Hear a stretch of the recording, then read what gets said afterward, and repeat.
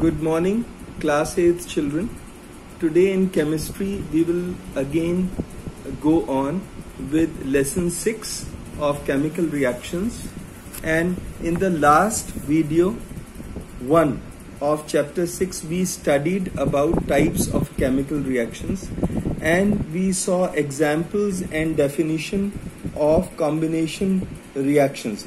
We saw chemical reactions between two elements, just two simple elements we were looking at, like we looked at metals and oxygen to give metallic oxides. Then we looked at examples of non-metallic non-metals with oxygen, and this gave non-metallic oxides. So we also saw the examples of metals and chlorine to give us metallic chlorides. If you remember, here we had given the examples of metals with chlorine so that we get metallic oxides. Then we see that we had also studied yesterday about reaction of metals with sulfur to give us metallic sulfides, and also reaction of non-metals with sulfur to give us non-metallic sulfides. Now today we will study further about combination reactions only between two elements. We will study about the combination reactions between two elements. If you look here in the book on page number 98, you will see here again the reaction of elements with nitrogen. Like nitrogen in itself is not a very reactive gas, and under special conditions only it will react with few metals and non-metals. As we see here, metal calcium reacts with nitrogen to give calcium nitride, and then we see aluminium, it reacts with nitrogen to give aluminium nitride. Then we see magnesium reacts with nitrogen to give magnesium nitride. This is a jar which is containing nitrogen, and when the magnesium ribbon is burned and introduced in it, then it burns with a white light, and due to which we see that magnesium nitride is formed, and this keeps on burning with a bright light. Then we see in the reaction of Haber's process.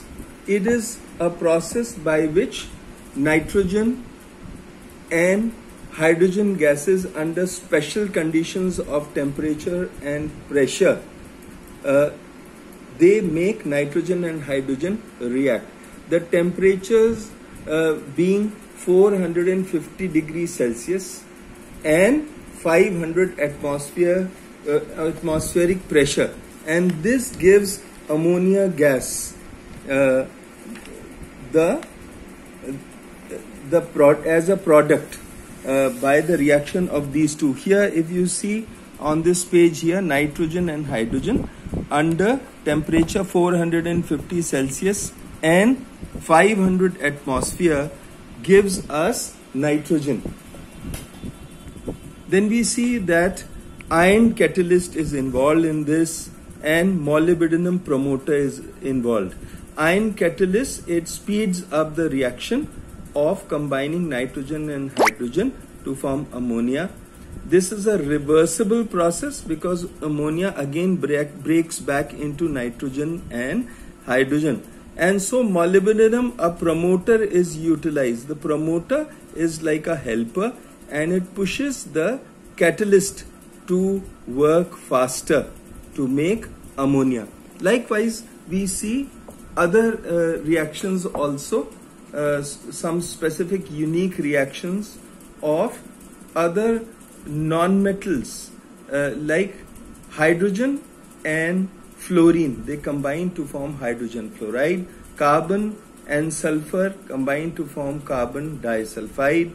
and hydrogen and bromine, they combine to form hydrogen bromide. Here you see is the hydrogen atom, this small gray one, and this brownish red one is the bromine atom. So both of these combine, they react together, hydrogen and bromine, to give hydrogen bromide. Then we see that zinc combines with bromine to give zinc bromide.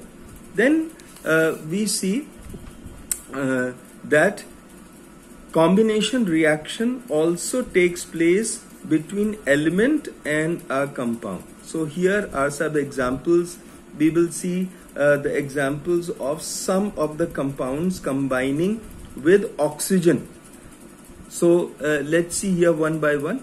Carbon monoxide, it burns in oxygen to form carbon dioxide. Then we see that nitric oxide, it is a colorless gas and it combines with oxygen to give nitrogen dioxide to form reddish brown fumes, and these reddish brown fumes, they emanate or they escape into the atmosphere. Then we see here sulfur dioxide, it reacts with oxygen in the presence of a platinum catalyst, and the temperature that has to be given is 450 degrees Celsius, so that sulfur dioxide and oxygen combine to form sulfur trioxide. Then we see another example here of element and a compound. The compound FeCl2 combines with chlorine Cl2 to form ferric chloride.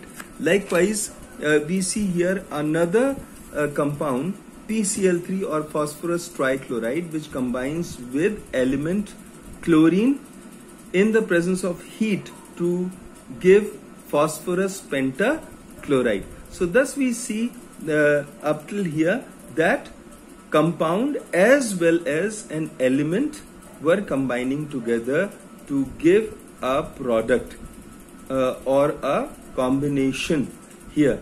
Likewise, we see a combination or synthesis reaction between two compounds. Now here elements are no more involved, only compounds are involved. Like NH3, ammonia combines with hydrochloric acid to give ammonium chloride. The fumes of ammonium chloride are dense white as they come out. Likewise, we see another compound, calcium oxide or quicklime as it's called.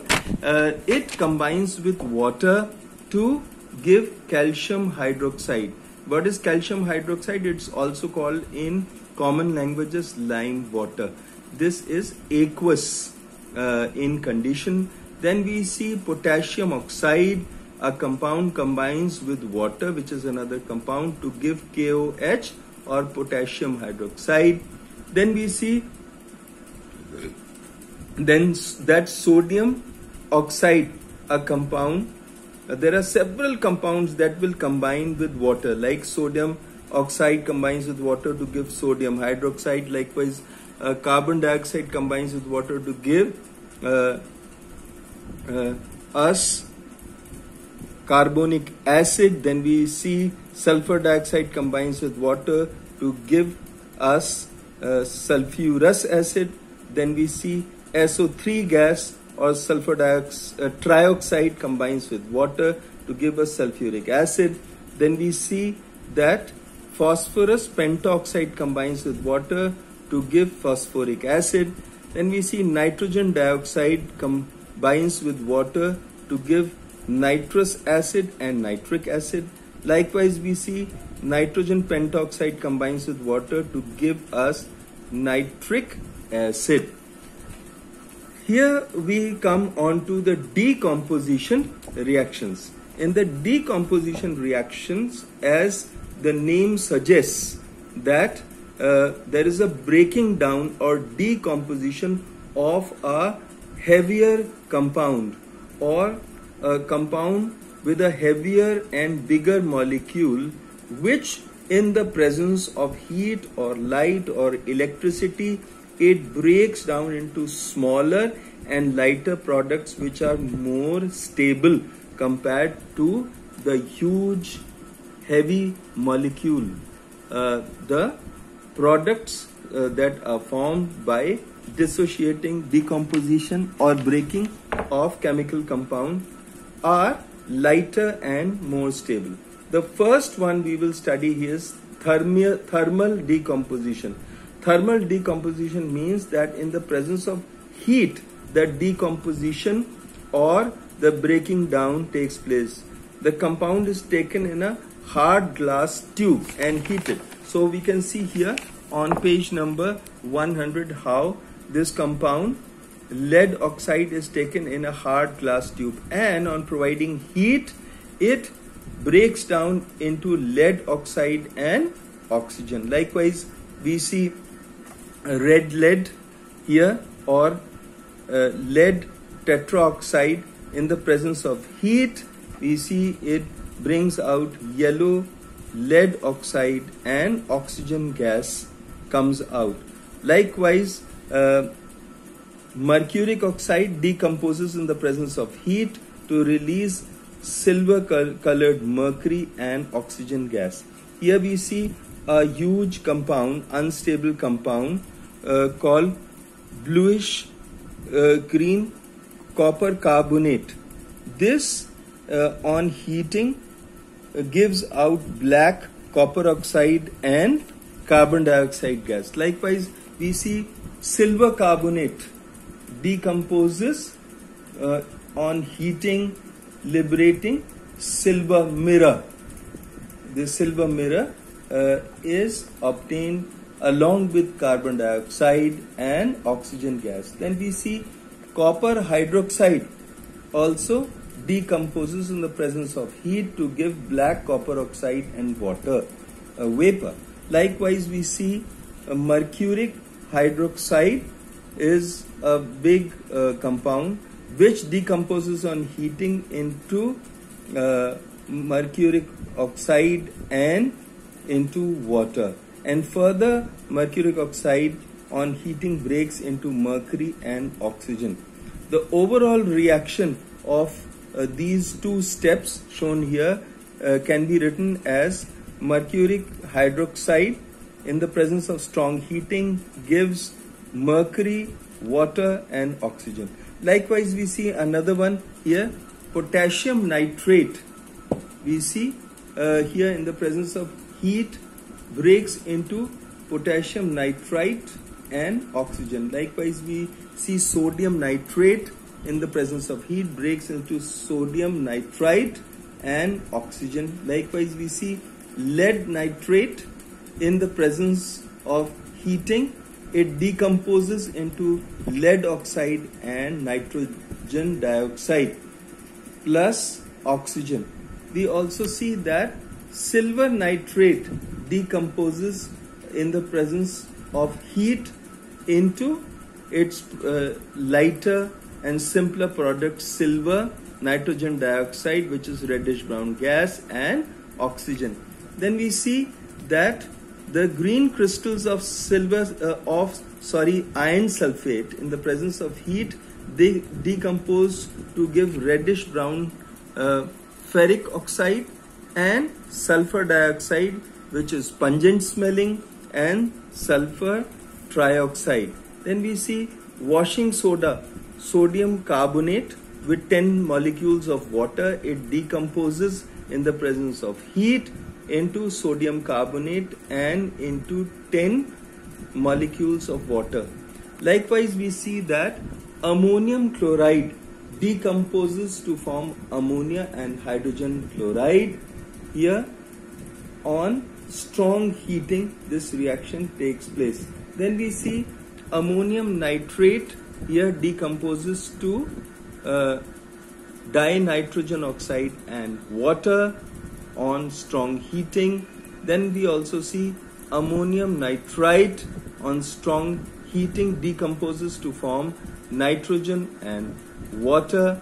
And we also see another reaction of ammonium carbonate decomposes on heating into ammonia, water and carbon dioxide. So I think that is enough till today, that we have seen about the decomposition reactions. So children, go through these pages, study them, and write the two reactions of each type in your copy so that it becomes easier for you to learn them. So children, wish you all the best. Have a good day. Thank you.